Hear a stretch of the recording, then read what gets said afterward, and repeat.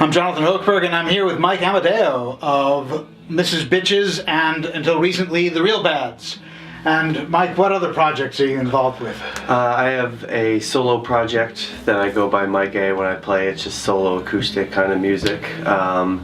And I also have a project in the works called Water Bears that is mostly based with bass. It started out as like a solo noise project, and it's going to develop into having more elements, being more doom metal sort of influence. Oh, okay. Interesting. Yeah. So, before we get too much into those projects, let's talk about how you ended up making music in Central New York. Well, I moved here in 2006 to go to IC first, and I got a degree in sociology there.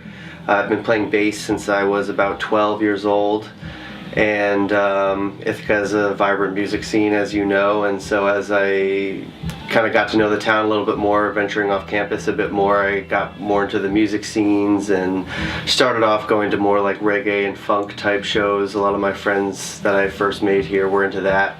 And then I started kind of going to Ithaca Underground shows and getting involved with the folk punk scene. A lot of shows that were based around the Ghost Cat House on Aurora Street. And I started playing solo shows around here and sort of just jamming with people on bass, and yeah, just kind of gradually built it up. Got to know Bubba. He gave me some shows too, and so let's talk about Ithaca Underground for a minute. So you're pretty heavily involved in that at this point. I am, yeah. And you've watched it grow. I have, yeah. It's been really cool. I believe originally it started in about 2007, and I probably started going to Ithaca Underground shows around 2008 or 9. And you know, it's a place where there's a lot of different types of music accepted, and so that became a place where I was able to sort of cut my teeth playing shows again, as well as sort of more other DIY type venues around town. And I started volunteering there for Ithaca Underground. I've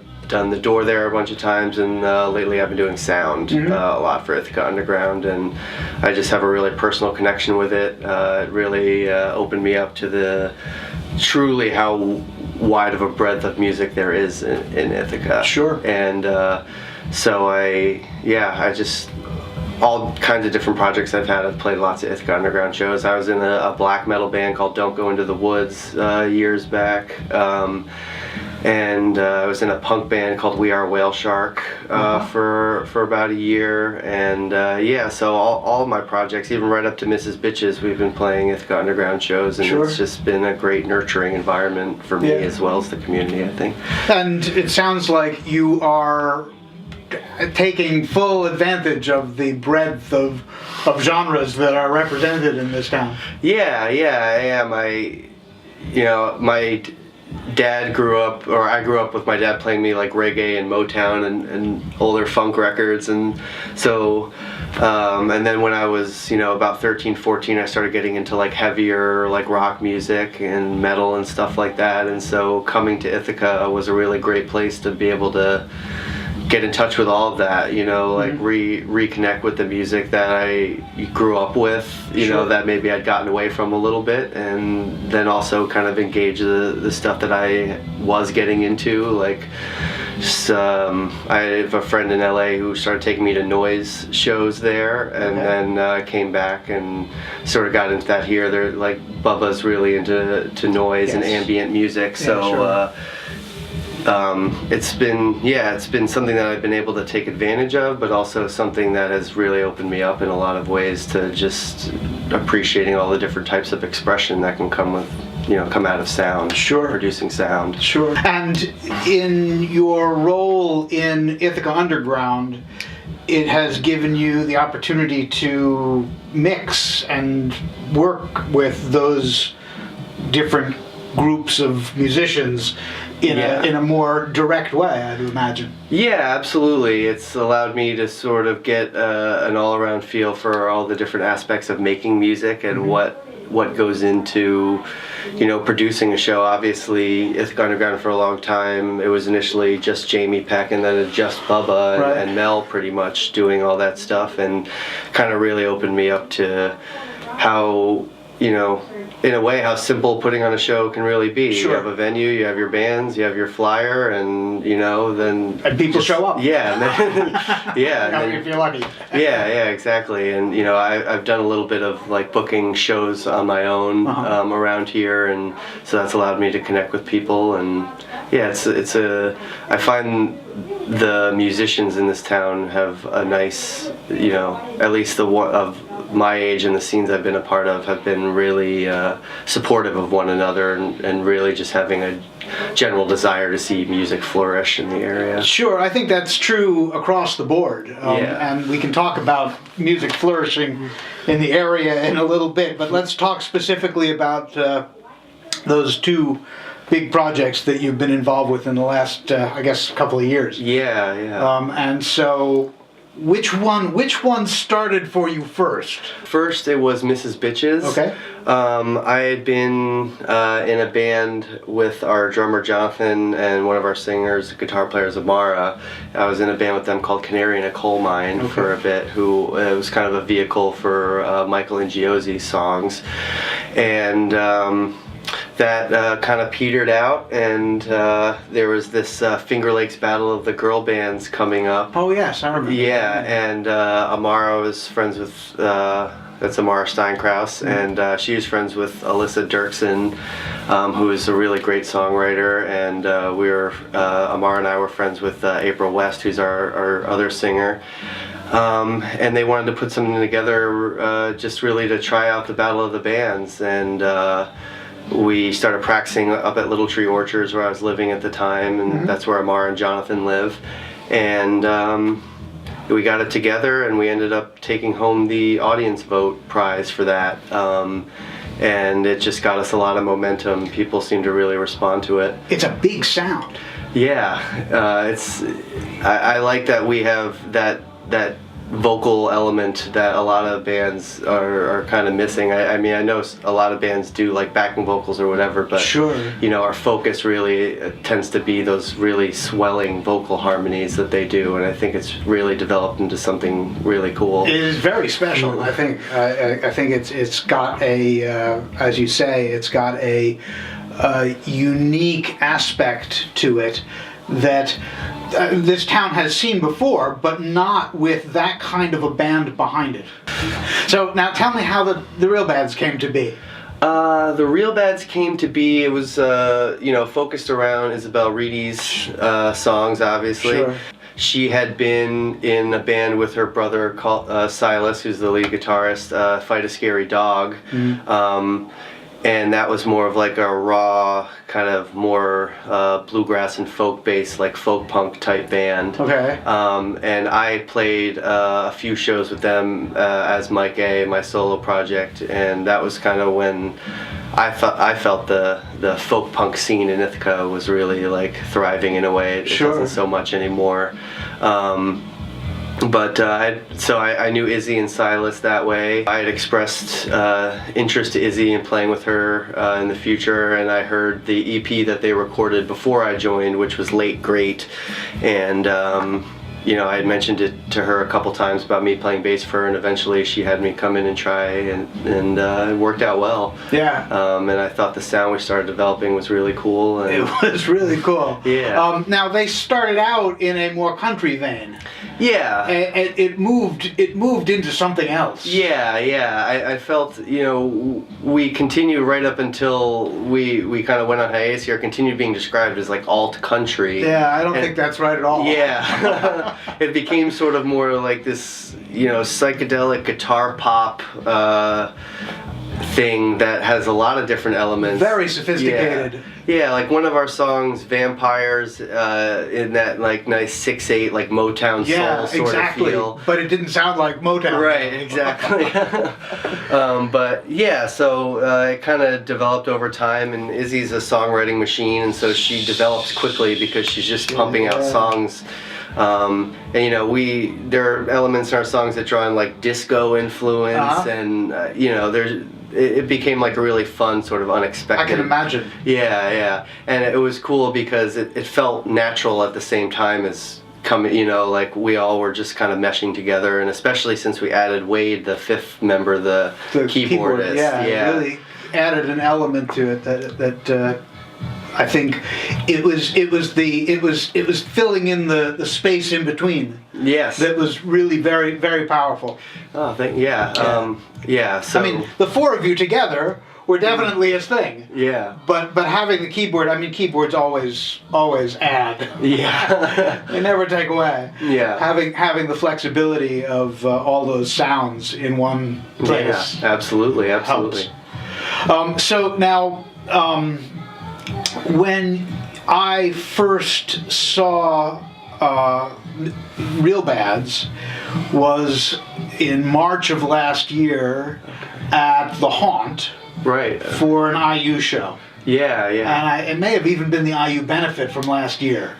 I don't know if we played the benefit, but it was something. It was something. Yeah. It was one of the IU shows at the Haunt in spring, and you guys had just basically changed your declared focus. Yeah. From country to this other sound. Yeah. And over the course of the year, I watched this evolution happen in the band. How you touched on that a little bit, but how was that? Was there a conscious thought going into we're gonna move the sound forward, or did it just sort of happen organically? It really was kind of just like an organic thing, and like I said, sort of came out of the way Izzy's songwriting developed over time. And there was never really any conscious discussion of moving in a particular like sonic direction. I'd say there was, and that's what I liked about playing with them is that they're like, Chris Ploss, the drummer, Silas, Izzy, Wade, they're all just like really great natural musicians, and so things, Izzy brings us songs and we go through them and sort of do some arranging as we're learning them, and they just kind of develop into what they are. And so it was a very organic process. It was not something that was particularly conscious at all, I'd say. Sure. Now, Misses Bitches, totally different sound. Yeah. Very, very different songwriting style, and there is a sort of a wall of sound sense right there that is how do you manage playing all of those different styles and keeping yourself unique? I don't know. I guess I've always felt like I had a really good bass teacher when I was younger, and I felt like I just I feel very natural when I'm trying to come onto someone else's songs and sort of figure out what fits and what doesn't. Okay. And so I just try to really listen to the songs and listen to the essence of like what they're trying to get at, and try to do what I can for those songs, and kind of let everything emanate from the energy in the room, the energy from whoever's writing the song. And Misses Bitches, we have everybody writes songs, and so I just try to tap into the energy that they're really putting out there. And Misses Bitches has allowed me to really branch out like on bass, because I'm doing soloing a lot of the time, and I've even been able to bring in some of my like Les Claypool type influences, just like heavy bass, like just really heavy bass focused, that like could sort of contrast with the extreme melodicism of their vocals and everything. So I think just being in different projects, different rooms, different people, like it puts me in a headspace whenever I'm playing with any particular project, and I'm able to sort of just like tap into that when I'm there in that room and connect with the people around me. Well, it's a testament to your versatility and your flexibility as a musician. Thank you. It's very impressive. So now what happens next? What happens next? Well, Misses Bitches is working on kind of branching out from Ithaca and to playing shows in the surrounding area. We're working on booking shows, just around New York State for the spring and summer, and hopefully maybe down New York City and Philadelphia.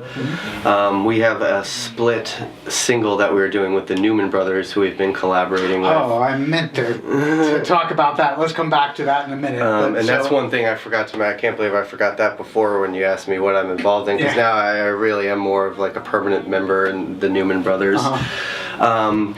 So we have a split single coming out with them, and we're going to be looking to do some promotion. We've been working on developing a show as two bands, because we have members overlapping now. Sure. And so we're really going to be looking to kind of develop that show more, kind of get out of Ithaca with some shows with the Newman brothers and keep that collaboration tight. You've been doing now, so let's transition into that, because you guys have been playing those sort of hybrid band shows for a while now. Yeah, we have. The first one we played, I guess, was probably, I'm really bad with dates. I think it was in the spring. We played with the Newman brothers at the Nines, and Abel, aka Dirty Newman, who is kind of like the band leader of the Newman brothers, was just like blown away by April Lamar and Alyssa, and he's a huge fan of Parliament and other like classic funk sort of stuff. So he really felt there was a big potential to get that like female backing vocal sound into the Newman brothers, and so that's how it kind of started. And then he kind of was saying, well, we can do these shows where they'll sing for us, and then Mrs. Bitches can kind of make use of our horn section, and that sort of started developing. And we played a show together collaboratively at Angry Mom Records with seminal folk punk outfit from Santa Cruz called Blackbird Rom, and George really liked it, George from Angry Mom, and he asked us if we wanted to do a split together, and then we sort of started developing this whole concept of having our two bands, really create this one kind of force where we could have two band sets and then have a very minimal transition in the middle, and just like keep that going. And it's been really interesting because obviously, as you know, the vibe between the Newmans and Mrs. Bitches totally changes, but I've almost worried about how audiences would react to that change. It seems to be very positive so far from what I've seen. I mean, I was at the IU Big Day In show that you did together, and the audience really enjoyed that, I think. And you guys did a show at the Rongo too, right? Yes, we did a show. We did one show at the Rongo a few months ago, and then we did a New Year's show. And the New Year's show was really great. Abel and the rest of the Newman brothers are just really enthusiastic about making their visions come through, and they're just really great at creating a spectacle. Yes, they certainly are. And so it's been cool to sort of get swept up in that creative energy, because anytime I'm hanging out with Abel, or even if I run into him, like he has something to say about the Newman brothers or something to say about Mrs. Bitches, and it's really been cool to kind of get swept up in that. Great. Yeah. All right. So Mike Amadeo of the Realbads, Mrs. Bitches, and now the Newman brothers. Thanks so much for your time. I really appreciate it.